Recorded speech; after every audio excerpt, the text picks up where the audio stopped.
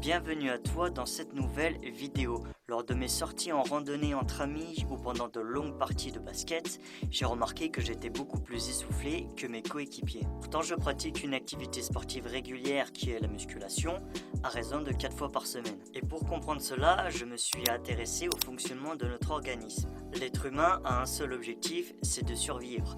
Quand l'organisme rencontre une difficulté, il va mettre en place des adaptations afin de rester en vie. Il va moins transpirer s'il manque d'eau. Et quand on fait du sport, on impose une forme de stress. Pour résister, le corps humain augmente l'influx sanguin dans les muscles. Et à long terme, les gènes sont modifiés dans les muscles afin d'améliorer la performance. Mais pour que l'organisme s'adapte comme si c'était un besoin vital, il faut que le stress soit répété chaque semaine. Autrement dit, il est impossible d'avoir une bonne adaptation en s'entraînant seulement 2 fois par mois. Un autre point important est que chaque adaptation est spécifique. Elle va répondre à un stress précis. Je pratique la musculation, alors mon organisme va s'adapter à un effort de prise de muscle.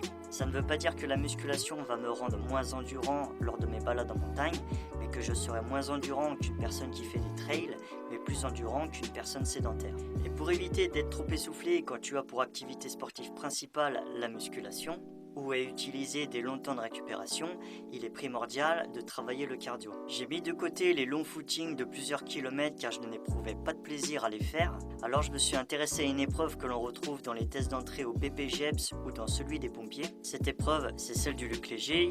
Elle consiste à réaliser sur une distance de 20 mètres des allers-retours entre deux plots. Il faut les atteindre avant ou en même temps que le signal sonore, puis repartir sans faire d'arc de cercle. À chaque fois que tu montes d'un palier, la vitesse augmente de 0,5 km/h, tu dois donc augmenter ton rythme de course. Grâce à cet exercice, tu vas pouvoir déterminer ta VMA, vitesse maximale en aérobie, c'est-à-dire la plus petite vitesse de course à pied où tu vas consommer le maximum d'oxygène. Actuellement, je me situe entre le palier 8 et 9, ce qui correspond à une allure de 11,5 km/h et d'une VMA de 10,8. L'avantage, c'est que ce type d'exercice nécessite peu de temps et que tu peux rapidement te laisser prendre de jeu en voulant en gagner un palier de plus. Pour compléter ce type d'entraînement, j'essaye d'aller marcher régulièrement afin de développer mon système aérobie, c'est-à-dire une activité sportive qui ne va pas m'essouffler. Et mon rythme cardiaque ne sera pas élevé.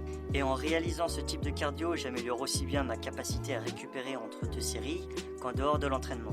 Car j'ai remarqué, lorsque je rajoutais des entraînements cardiovasculaires intenses en plus de mes séances de musculation, la fatigue commençait à se ressentir et j'étais obligé de prendre plus de repos avant de reprendre l'entraînement. Quand ton activité sportive principale est la musculation, il faut mieux compléter tes entraînements avec du cardio en basse intensité. Cela t'évitera d'être moins essoufflé dans les efforts que tu fais au quotidien. Si tu as aimé cette vidéo, n'oublie pas de me mettre un pouce bleu, un commentaire et de penser à t'abonner.